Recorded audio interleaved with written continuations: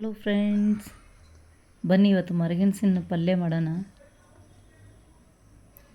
ನನಗೆ ಮರಗೆಣಸನ್ನ ನನ್ನ ಫ್ರೆಂಡ್ ಕೊಟ್ಟಿದ್ದರು. ತುಂಬ ಎಳೆದಾಗಿತ್ತು, ಸೊ ಹಾಗಾಗಿ ಅದು ನಾನು ಪಲ್ಯ ಮಾಡ್ತಿದ್ದೀನಿ. ನಾನು ಹೀಗೆ ತುರಿದಿಟ್ಕೊಂಡಿದ್ದೀನಿ. ನೀವು ಬೇಕಿದ್ದರೆ ಕ್ಯೂಬಾಗಿ ಕಟ್ ಮಾಡ್ಕೊಳ್ಬೋದು. ಅದಕ್ಕೆ ಹಸಿಮೆಣಸಿನ್ಕಾಯಿ, ಕರಿಬೇವು, ಸಾಸಿವೆ, ಉಪ್ಪು, ಮೆಣಸಿನ ಪುಡಿ, ನಿಂಬೆಹಣ್ಣು ಮತ್ತು ಕೊತ್ತಂಬರಿ ಸೊಪ್ಪು. ಕಾಯಿ ತುರಿ ಬೇಕಿದ್ದರೂ ನೀವು ಇಟ್ಕೊಳ್ಳಿ. ಇಷ್ಟಾದಮೇಲೆ ಒಲೆ ಮೇಲೆ ಬಾಣಲಿ ಇಟ್ಟು ಎಣ್ಣೆ ಕಾಯಕ್ಕಿಡಿ. ಎಣ್ಣೆ ಬಿಸಿ ಆದ ನಂತರ ಅದಕ್ಕೆ ಸಾಸಿವೆ ಮತ್ತು ಕರಿಬೇವನ್ನು ಹಾಕಬೇಕು. ಸಾಸಿವೆ ಚಟಪಟ ಅನ್ನಲಿ.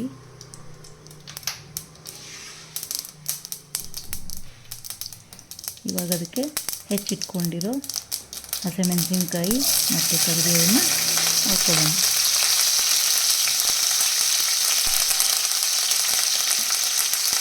ಅದು ಹುರಿದ ಮೇಲೆ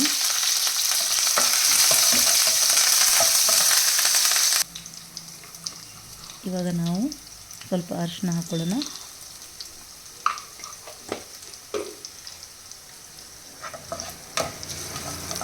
ಅದು ಕೂಡ ಸ್ವಲ್ಪ ಫ್ರೈ ಆಗಲಿ.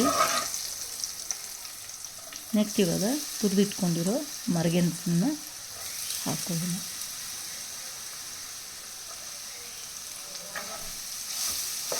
ಅದನ್ನು ಚೆನ್ನಾಗಿ ಕಲಿಸ್ಕೊಳ್ಬೇಕು. ಫುಲ್ಲು ಎಣ್ಣೆಲೇ ಬಾಡ್ಕೋಬೇಕು. ನೀರು ಹಾಕೋ ಅವಶ್ಯಕತೆ ಇರಲ್ಲ, ಯಾಕಂದರೆ ನಾವು ತುರಿದಿದ್ದೀವಿ.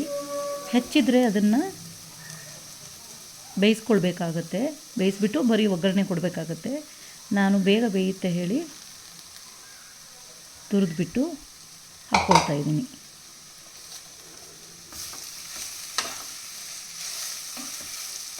ಇದು ಚೆನ್ನಾಗಿ ಮಿಕ್ಸ್ ಮಾಡಿಬಿಟ್ಟು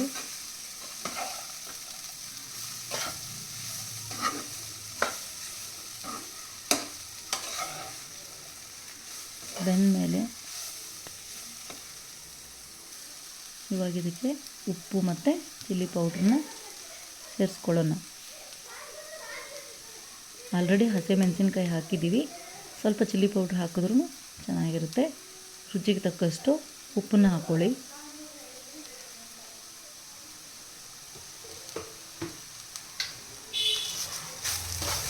ಅದನ್ನು ಚೆನ್ನಾಗಿ ಮಿಕ್ಸ್ ಮಾಡಿಕೊಂಡು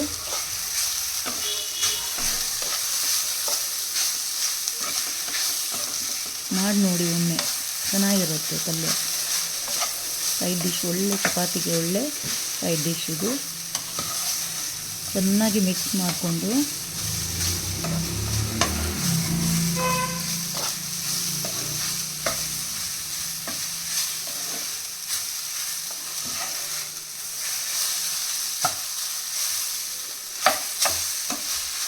ಯಾಕಂದರೆ ನಾವು ನೀರೇನು ಬಳಸ್ತಾ ಇಲ್ಲ, ಸೊ ಹಾಗಾಗಿ ಸ್ವಲ್ಪ ಹೊತ್ತು ಜಾಸ್ತಿ ಫ್ರೈ ಮಾಡಬೇಕಾಗುತ್ತೆ. 2 ಮಿನಿಟ್ಸ್ ಅದಕ್ಕೆ ಲಿಡ್ ಕ್ಲೋಸ್ ಮಾಡಿಬಿಟ್ಟು ಬೇಯಿಸ್ಕೊಳ್ಳೋಣ.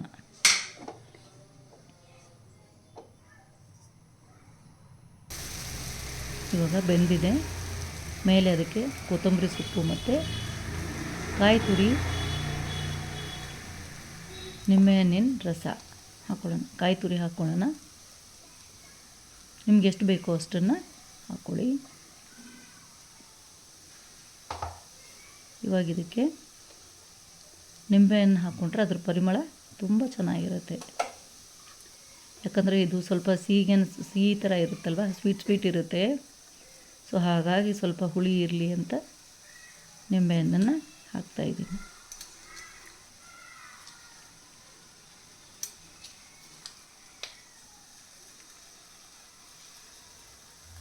ಇನ್ನು ಇದನ್ನ ಚೆನ್ನಾಗಿ ಮಿಕ್ಸ್ ಮಾಡಿದ್ರೆ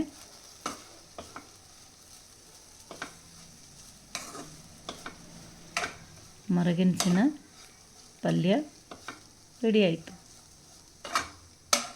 ನೀವು ಅನ್ನಕ್ಕಾದರೂ ತಿನ್ನಿ, ಚಪಾತಿಗಾದರೂ ತಿನ್ನಿ, ತುಂಬ ಚೆನ್ನಾಗಿರುತ್ತೆ.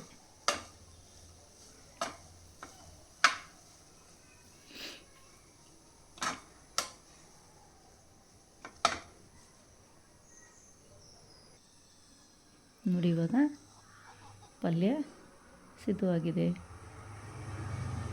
Thanks for watching.